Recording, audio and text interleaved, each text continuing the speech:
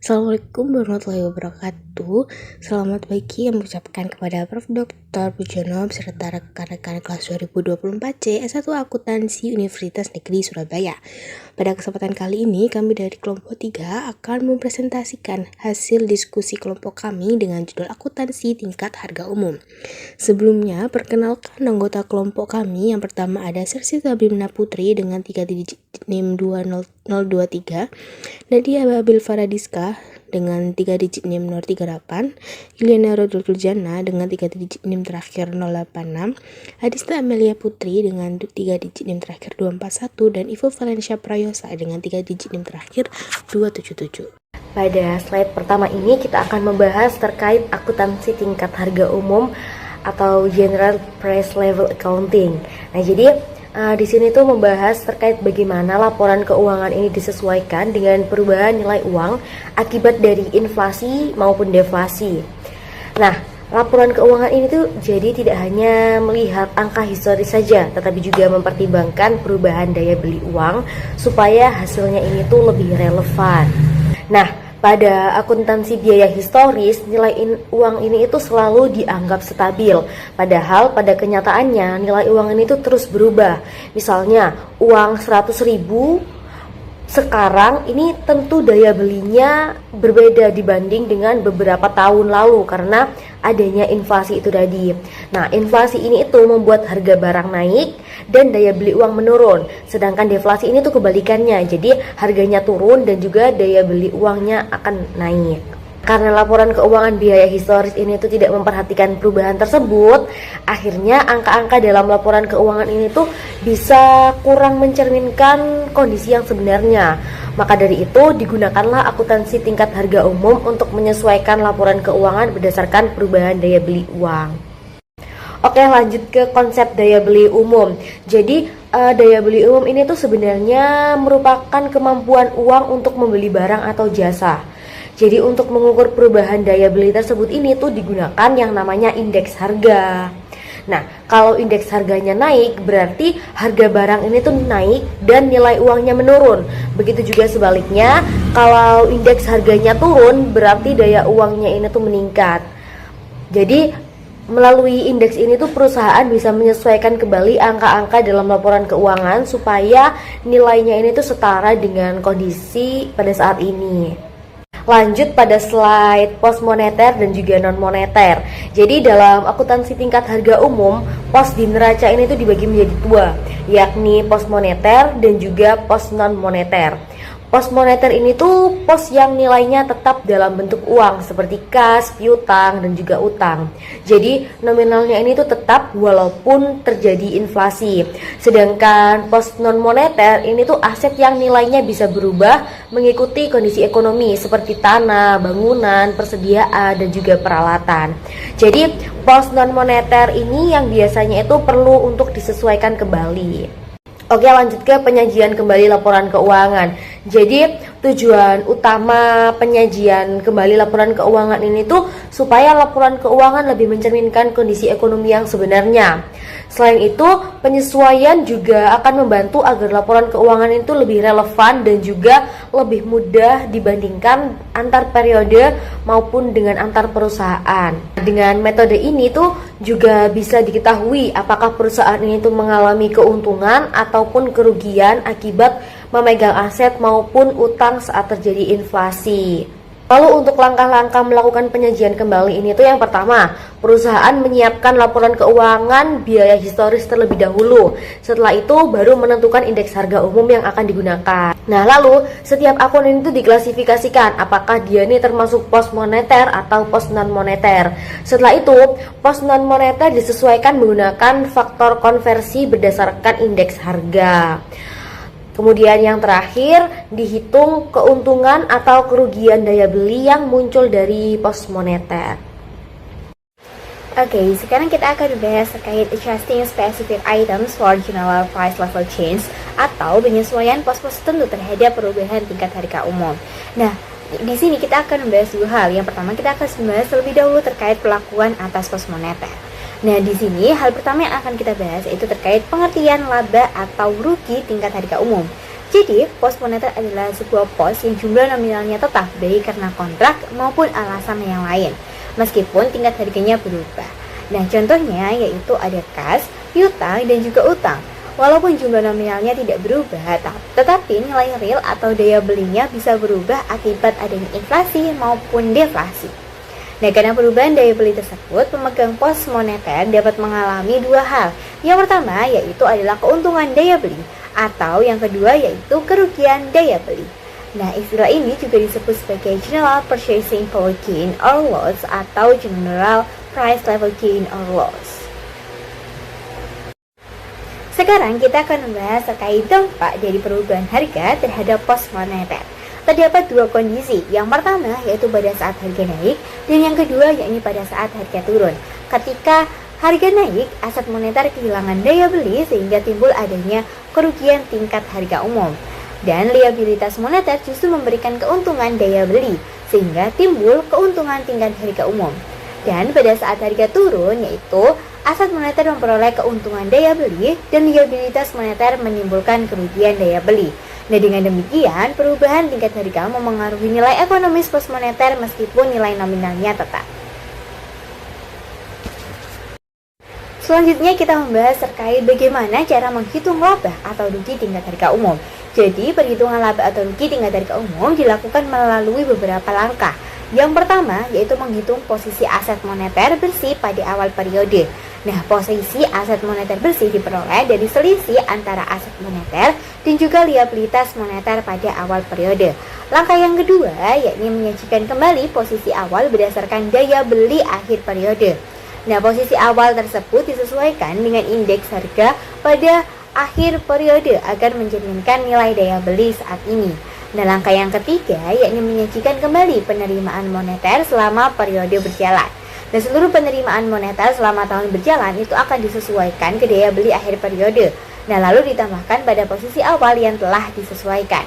Langkah yang keempat yakni menyajikan kembali pembayaran moneter selama periode berjalan. Seluruh pembayaran moneter juga disesuaikan ke daya beli akhir periode. Lalu nantinya akan dikurangkan dari total pada langkah sebelumnya. Dan langkah yang kelima atau langkah yang terakhir yakni membandingkan hasil perhitungan dengan posisi moneter aktual akhir periode. Jadi selisih antara hasil perhitungan dan posisi moneter aktual akhir periode menunjukkan besarnya keuntungan atau kerugian daya belinya. Oke, sekarang kita akan memasuki ke contoh perhitungannya. Jadi terdapat sebuah soal pada awal periode terdapat kas sebesar 30.000 US dollar dan utang sebesar 20.000 US dollar. Nah, sehingga posisi aset moneter bersihnya adalah 10.000 dari selisihnya tadi. Nah, indeks harga umum naik dari 120 menjadi 180. Nah, selama periode berjalan, penjualan sebesar 20.000 US dollar terjadi merata sepanjang tahun.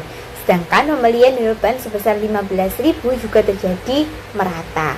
Jadi jawabannya yaitu atau penyelesaiannya yaitu setelah posisi aset moneter bersih awal periode disesuaikan, nilainya akan menjadi 15.000. Selanjutnya penerimaan moneter berupa penjualan disesuaikan menjadi 24.000, sedangkan pembayaran moneter berupa pembelian dan juga beban disesuaikan menjadi 18.000. Nah, dengan demikian posisi moneter yang telah disesuaikan pada akhir periode menjadi 21.000 US dollar karena hasil ini lebih besar daripada posisi moneter aktual akhir periode. Maka dapat disimpulkan bahwa perusahaan mengalami keuntungan daya beli sebesar 6.000. Oke, sekarang kita akan membahas terkait perlakuan akuntansi atas laba atau rugi tingkat harga umum. Jadi terdapat beberapa pandangan mengenai bagaimana laba atau rugi tingkat harga umum harus diperlakukan dalam akuntansi. Nah, yang pertama yaitu dimasukkan seluruhnya ke laba periode berjalan. Nah, pendekatan ini didukung oleh APB, FASB, dan juga sebagian besar badan akuntansi. Yang kedua yaitu hanya kerugiannya yang diakui sebagai beban periode berjalan, sedangkan keuntungannya akan diperoleh sebagai pos modal. Yang ketiga yakni baik keuntungan maupun kerugian diperlakukan sebagai pos modal. Yang keempat, keuntungan dan juga kerugian dimasukkan ke laba periode berjalan, tetapi yang terkait utang jangka panjang baru diakui saat terrealisasi. Yang kelima yakni semua keuntungan dan juga kerugian diakui dalam laba periode berjalan. kecuali yang timbul dari ekuitas pemegang saham tertentu seperti saham preferen bermuatan moneter. Oke, sekarang kita membahas terkait pandangan standar akuntansi. Jadi secara umum, lembaga-lembaga akuntansi lebih mendukung pandangan bahwa laba atau rugi tingkat harga umum harus diakui pada saat laba periode berjalan. Nah, alasannya karena keuntungan atau kerugian tersebut akan timbul karena perubahan tingkat harga umum tidak bergantung pada kejadian di masa depan seperti penerimaan atau pembayaran kas sehingga dianggap telah terjadi pada periode berjalan. Nah, lembaga seperti APB, FASB, serta lembaga akuntansi di Inggris dan juga Kanada pada dasarnya memiliki pandangan yang sejalan, yaitu mereka berpandangan atau berpendapat bahwa gain atau loss atas pos moneter harus diakui saat perubahan harga terjadi, bukan ditangguhkan ke periode berikutnya. Jadi secara umum, seluruh laba atau rugi tingkat harga umum diakui dalam laporan laba tingkat harga umum. Pengecualian utamanya hanya terdapat pada pos tertentu seperti saham preferen yang memiliki karakteristik moneter, yang mana penyesuaiannya dicatat pada ekuitas pemegang saham biasa. Hal kedua yang akan kita bahas yaitu terkait perlakuan atas pos moneter dan ekuitas pemegang saham. Di sini kita akan bahas terkait penyesuaian pos moneter terlebih dahulu. Jadi, pos non moneter disajikan kembali dalam daya beli umum saat ini dengan cara mengalihkan biaya historisnya dengan faktor konversi dengan rumus indeks tahun berjalan dibagi dengan indeks saat pos diperoleh. Artinya, nilai pos moneter tidak diubah menjadi laba atau rugi tetapi hanya disesuaikan agar mencerminkan daya beli pada akhir periode. Oke, sekarang kita membahas terkait contoh penyesuaian aset tetap. Jadi terdapat sebuah ilustrasi apabila suatu peralatan dibeli seharga $100.000 US dollar ketika indeks harga umum sebesar 120. Nah, lalu pada akhir periode indeks meningkat menjadi 180, maka nilai peralatan disajikan kembali menjadi 150.000 US dollar berdasarkan faktor 180-nya tadi dibagi 120. Nah, akumulasi penyusutan yang semula 50.000 US dollar juga disesuaikan menjadi 75.000 US dollar sehingga nilai buku bersih naik dari 50.000 US dollar menjadi 75.000 US dollar. Nah, contoh ini menunjukkan bahwa restatement ini dilakukan untuk mempertahankan relevansi angka akuntansi dalam kondisi perubahan daya beli, bukan untuk mengakui holding gain-nya.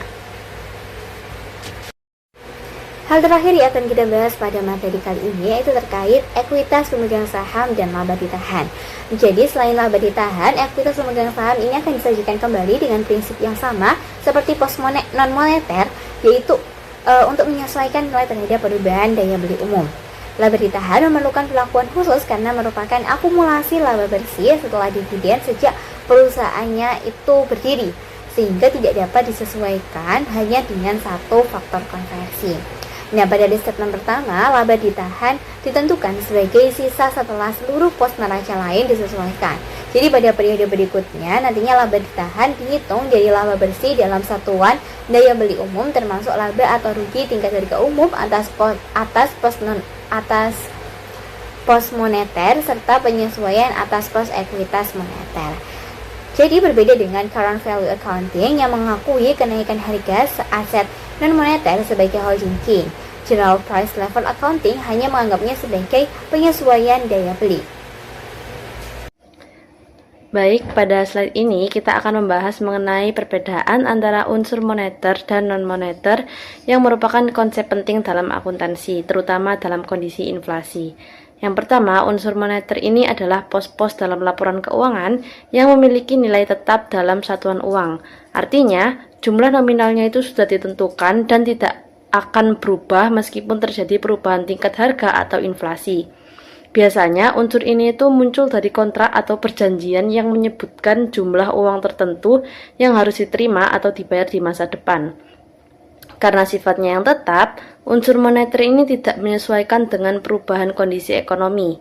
Akibatnya, unsur ini akan mengalami perubahan dalam nilai real atau daya belinya.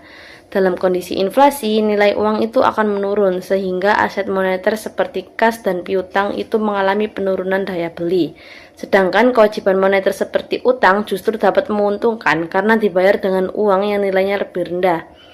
Nah, sebaliknya, unsur non-moneter itu adalah pos yang nilainya itu tidak tetap dalam satuan uang dan dapat berubah mengikuti kondisi ekonomi atau harga pasar. Unsur ini tuh biasanya tidak memiliki klaim tetap dalam bentuk uang, melainkan mencerminkan nilai ekonomi suatu aset atau kewajiban. Nah, contoh unsur non-moneter sendiri adalah persediaan aset tetap seperti tanah dan bangunan, serta aset tidak berwujud seperti goodwill. Nilai dari unsur ini dapat meningkat atau menurun tergantung dengan kondisi pasar, sehingga lebih mencerminkan nilai ekonomi yang sebenarnya. Nah, dengan demikian, perbedaan utama antara unsur moneter dan non-moneter itu sebenarnya terletak pada sifat nilainya, yaitu apakah tetap dalam satuan uang atau berubah mengikuti kondisi ekonomi, serta bagaimana keduanya itu merespons perubahan inflasi. Baik, selanjutnya kita akan membahas mengenai klasifikasi unsur moneter dan non-moneter dalam laporan keuangan yang dibagi menjadi aset, liabilitas, dan ekuitas. Yang pertama ada aset moneter. Jadi aset moneter ini adalah aset yang akan diterima dalam jumlah uang tetap di masa depan. Karakteristik utamanya dari aset ini adalah adanya klaim terhadap sejumlah uang tertentu. Nah, contohnya sendiri meliputi kas, piutang usaha, deposito, dan obligasi. Karena nilainya tetap, aset ini sangat sensitif terhadap perubahan inflasi. Yang kedua yaitu aset non-moneter adalah aset yang tidak memiliki nilai tetap dalam satuan uang. Nilainya itu bergantung pada kondisi ekonomi dan harga pasar. Nah, contohnya yaitu seperti persediaan, aset tetap seperti mesin dan gedung, serta aset tak berwujud seperti paten dan goodwill. Selain itu, biaya dibayar di muka juga termasuk non-moneter karena mencerminkan manfaat di masa depan, bukan klaim atas uang. Nah, selanjutnya yaitu liabilitas moneter adalah kewajiban yang harus diselesaikan dengan pembayaran sejumlah uang tertentu di masa depan. Nah, contohnya adalah utang usaha, utang obligasi, dan utang dividen. Sama seperti aset moneter, liabilitas ini juga memiliki nilai tetap sehingga terpengaruhi oleh inflasi. Sedangkan liabilitas non-moneter ini merupakan kewajiban yang tidak dibayar dengan jumlah uang tetap, melainkan dalam bentuk barang, jasa, atau kewajiban lainnya. Contohnya adalah pendapatan diterima di muka, kewajiban garansi, dan kewajiban pensiun. Nilai dari kewajiban ini itu dapat berubah tergantung dengan kondisi ekonomi. Nah, yang terakhir yaitu ekuitas. Jadi ekuitas ini pada umumnya itu diklasifikasikan sebagai unsur non-moneter karena tidak memiliki nilai nominal tetap yang harus dibayar kembali. Namun, dalam kondisi tertentu seperti saham preferen yang memiliki nilai penebusan tetap, ekuitas dapat memiliki karakteristik moneter. Jadi klasifikasi ini itu penting karena membantu dalam menganalisis dampak inflasi serta menentukan perlakuan akuntansi yang tepat terhadap setiap pos dalam laporan keuangan. Baik, lanjut. Pada slide ini kita akan membahas bagaimana inflasi ini mempengaruhi unsur moneter dan non-moneter dalam laporan keuangan. Jadi inflasi adalah kenaikan harga secara umum yang menyebabkan penurunan daya beli uang. Dalam kondisi ini, unsur moneter akan mengalami dampak langsung berupa keuntungan atau kerugian daya beli. Untuk aset moneter seperti kas dan piutang, inflasi menyebabkan penurunan nilai real karena jumlah uang yang diterima tetap, tapi daya belinya menurun. Sebaliknya, untuk liabilitas moneter seperti utang, inflasi itu dapat memberikan keuntungan karena kewajiban tersebut dibayar dengan uang yang nilainya lebih rendah dibandingkan saat utang tersebut timbul. Jadi, hal ini tuh menunjukkan bahwa posisi bersih moneter suatu perusahaan, apakah lebih banyak aset atau liabilitas moneter, akan menentukan apakah perusahaan ini mengalami keuntungan atau kerugian akibat inflasi. Nah, di sisi lain, unsur non-moneter ini tidak terpengaruh secara langsung oleh inflasi, karena nilainya tidak tetap dalam satuan uang. Nilai unsur ini akan menyesuaikan dengan harga pasar atau kondisi ekonomi. Sebagai contoh, persediaan akan mengalami kenaikan harga seiring inflasi dan aset tetap juga dapat mengalami peningkatan nilai. Oleh karena itu, unsur non-moneter itu cenderung mencerminkan nilai ekonomi yang lebih relevan dalam kondisi inflasi. Jadi, dengan demikian itu dapat disimpulkan bahwa inflasi ini berdampak langsung pada unsur moneter melalui perubahan daya beli, sedangkan unsur non-moneter ini menyesuaikan nilainya mengikuti perubahan kondisi ekonomi. Lanjut ke indeks tingkat harga, jadi atau yang disebut price level index. Jadi Indeks tingkat harga ini tuh digunakan untuk melihat perubahan harga dari waktu ke waktu. Ada indeks tingkat harga umum yang mengukur perubahan harga secara keseluruhan dalam perekonomian, dan ada juga indeks yang spesifik hanya fokus pada suatu barang atau industri tertentu gitu. Karena tujuan akuntansi tingkat harga umum ini tuh untuk melihat perubahan daya beli uang secara umum, maka yang digunakan adalah indeks tingkat harga umum. Lalu di sini ada beberapa formula indeks. Yang pertama ada indeks Last Paris. Jadi indeks Last Paris ini menggunakan jumlah barang pada periode dasar sebagai dasar perhitungannya. Jadi metode ini tuh cukup mudah untuk digunakan karena datanya sudah tersedia dari periode sebelumnya. Tetapi memiliki kelemahan. Indeks ini tuh kadang melebihkan kenaikan harga karena tidak memperhatikan perubahan pola konsumsi masyarakat. Lalu ada indeks pasti menggunakan jumlah barang pada periode berjalan sebagai dasar perhitungannya. Karena memakai kondisi saat ini, hasilnya indeks pasti ini tuh dianggap lebih mencerminkan keadaan nyata, tetapi tetap memiliki kelemahan, yakni cenderung meremehkan kenaikan harga. Lalu formula indeks selanjutnya di sini ada indeks bobot tetap atau indeks fixed weight. Jadi indeks bobot tetap ini tuh menggunakan kuantitas rata-rata sebagai dasar pembobotannya. Lalu ada juga indeks Fisher yang merupakan gabungan antara indeks Last Paris dan juga indeks Paci. Jadi karena mengkombinasikan kedua indeks ini itu, indeks Fisher dianggap hasilnya ini lebih akurat dalam mengukur perubahan tingkat harga. Lanjut ke slide pemilihan indeks tingkat harga umum. Jadi dalam praktiknya ada dua indeks yang paling sering digunakan, yakni CPI dan juga EPI. CPI atau Consumer Price Index ini itu digunakan untuk mengukur perubahan harga barang dan jasa yang dikonsumsi oleh masyarakat. Keunggulannya pada ini tuh dihitung rutin setiap bulan dan datanya sangat mudah untuk diperoleh. Sedangkan EP atau Implicit Price Deviator ini tuh mencakup seluruh barang dan jasa yang diproduksi dalam perekonomian. Jadi cakupannya lebih luas, namun masing-masing indeks ini tuh tetap memiliki kelebihan dan juga kelemahan atau bias tertentu. Tadi selanjutnya adalah penerapan General Pricing Level Indexing atau penyesuaian laporan keuangan historis agar mencerminkan perubahan tingkat umum akibat inflasi. Di sini saya sajikan contoh perusahaan Parker yang mulai beroperasi pada 31 Desember 1965 ketika indeks harga berada pada angka 100 sebagai periode dasar. Selanjutnya, laporan keuangan tahun 1965 dan 1966 digunakan untuk menunjukkan bagaimana inflasi memengaruhi nilai laporan keuangan perusahaan. Yang pertama adalah neraca komparatif dari perusahaan Parker ini. Nah, dilihat bahwa ada aset moneter yang meningkat dari $30 menjadi $60. Kemudian persediaan menurun dari 3.000 unit menjadi 2.000 unit. Sedangkan tanah dan aset tetap nilainya masih dicatat berdasarkan biaya historis. Nah, neraca ini menggunakan historical cost sehingga nilai aset belum mencerminkan perubahan daya beli akibat inflasi. Kemudian pada laporan laba rugi, penjualan perusahaan sebesar $200 dengan laba operasi bersih sebesar $10.000.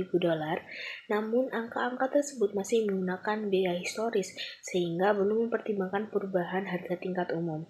Nah, selain laporan keuangan, terdapat informasi tambahan yang digunakan dalam proses penyesuaian tingkat harga umum, di mana indeks harga meningkat dari 100 pada tahun 1965 menjadi 180 pada tahun 1968 dengan rata-rata indeks tahunan sebesar 120. Selain itu, pembelian persediaan dilakukan saat indeks harga berada pada angka 150 dan metode yang digunakan adalah dengan menggunakan metode LIFO. Lalu selanjutnya penyusutan dihitung berdasarkan metode garis lurus selama 5 tahun. Nah, informasi ini nantinya akan digunakan sebagai dasar untuk menghitung faktor konversi dan melakukan penyesuaian laporan keuangan. Kemudian selanjutnya adalah restatement process atau penyajian kembali laporan keuangan agar seluruh angka dinyatakan dalam tingkat harga yang sama. Jadi, pada tabel sebelah kiri ditampilkan neraca tahun 19X6 yang telah disesuaikan ke tingkat harga akhir tahun, di mana unadjusted amount menunjukkan nilai historis, conversion factor menunjukkan faktor penyesuaian inflasi, sedangkan adjusted amount menunjukkan nilai setelah penyesuaian. Nah, di situ tertera persediaan sebesar $20.000 dikalikan faktor 180/100 sehingga menjadi $36.000. Nah, kemudian tanah sebesar $40.000 berubah menjadi $72.000 dan aset tetap sebesar $50.000 berubah menjadi $90.000. Nah, penyesuaian ini dilakukan agar nilai mencerminkan daya beli pada akhir tahun 19X6. Kemudian pada gambar yang sebelah kanan yaitu neraca X5 di restate. Nah, ditampilkan neraca tahun 19X5 yang juga disesuaikan ke tingkat harga tahun 19X6 agar dapat dibandingkan secara adil dengan tahun-tahun berikutnya. Karena tingkat harga berubah dari indeks 100 menjadi 180, maka hasil seluruh akun dikalikan dengan faktor 180/100. Nah, situ tertera aset moneter sebesar $30.000 berubah menjadi $54.000 dan modal sebesar $100.000 berubah menjadi $180.000. Dengan cara ini, laporan keuangan antar periode memiliki dasar daya beli yang sama sehingga efek inflasi dapat diminimalkan. Nah, kita akan membahas mengenai evaluation of general price level accounting. Nah, General Price Level Accounting ini yaitu metode akuntansi yang menyesuaikan laporan keuangan terhadap perubahan daya beli uang akibat inflasi. Nah, metode ini itu masih menjadi perdebatan karena terdapat pihak yang mendukung maupun menolak dalam penerapannya. Nah, untuk pihak yang mendukung General Price Level Accounting, di sini ada argumen in favor of General Price Level Accounting yang berpendapat bahwa laporan keuangan historis kurang akurat karena menggunakan angka dari periode berbeda yang memiliki daya beli berbeda juga.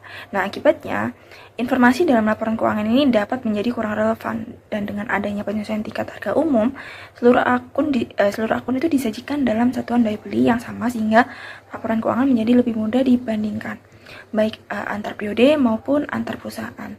Nah, selain itu, metode ini tuh dianggap juga mampu menghasilkan pengukuran laba yang lebih realistis dalam kondisi inflasi. Biaya seperti depresiasi dan harga pokok penjualan pada historical cost accounting ini kan seringkali terlalu rendah dibandingkan nilai ekonominya saat ini. Hal tersebut itu bisa nyebabin laba perusahaan terlihat lebih besar dari kondisi yang sebenarnya. Karena itu, General Price Level Accounting ini mencoba mencocokkan pendapatan dan beban menggunakan nilai uang dengan daya beli yang sama. Dan pendukung metode ini tuh juga menilai bahwa penerapannya itu relatif lebih mudah dibandingkan metode akuntansi nilai kini karena hanya mengubah unit pengukuran tanpa mengubah prinsip dasar akuntansi secara menyeluruh. Dan informasi yang dihasilkan itu juga dianggap lebih berguna bagi manajemen, investor, kreditur, dan pemerintah dalam menilai profitabilitas perusahaan, kebijakan dividen, tingkat pengembalian investasi, serta dampak inflasi terhadap posisi keuangan perusahaan. Nah, tetapi terdapat juga pihak yang menolak penggunaan metode ini, yaitu argument against General Price Level Accounting. Nah, mereka ini berpendapat bahwa manfaat informasi dari General Price Level Accounting ini masih belum terbukti kuat secara empiris dan belum tentu dianggap relevan oleh pengguna laporan keuangan. Selain itu, metode ini tuh hanya mencerminkan perubahan harga secara umum dan tidak memperhatikan perubahan harga fisik pada masing-masing asetnya. Dan akibatnya, keuntungan atau kerugian real atas aset non-moneter ini tidak dapat ditunjukkan secara akurat dan dampak inflasi yang berbeda pada setiap perusahaan itu juga dapat nyebabin distorsi laba, terutama pada perusahaan dengan tingkat utang yang tinggi. Dan terdapat kritik lainnya yaitu adalah biaya penerapan metode ini tuh dianggap lebih besar dibandingkan manfaat yang diperoleh gitu. dan perusahaan harus tetap terus melakukan penyesuaian laporan keuangan dan menyediakan informasi tambahan. Sementara pengguna laporan keuangan itu kan belum tentu memahami hasil penyesuaian tersebut secara baik gitu. Dan di samping itu terdapat beberapa masalah teknis dalam penerapannya, seperti pemilihan indeks harga yang tepat, terus klasifikasi aset moneter dan non moneter, serta penentuan batas penyesuaian nilai aset agar tidak melebihi nilai wajarnya. Maka dari itu, meskipun metode ini itu dianggap lebih realistis ya dalam kondisi inflasi, namun penerapannya itu masih menimbulkan banyak perdebatan sampai saat ini. Dan